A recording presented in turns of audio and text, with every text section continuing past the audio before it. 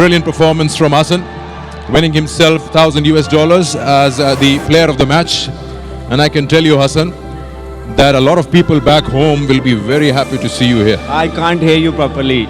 Okay, I'm saying a lot of people will be very, very happy to see you over here back home. Again, first of all, I would like to thanks to Allah. Or obviously, it's a pleasant moment for me, and I got man of the match. And yes, my performance wasn't up to mark in the World Cup, but this is what happened as a player, as a professional. It will come, ups and downs will come.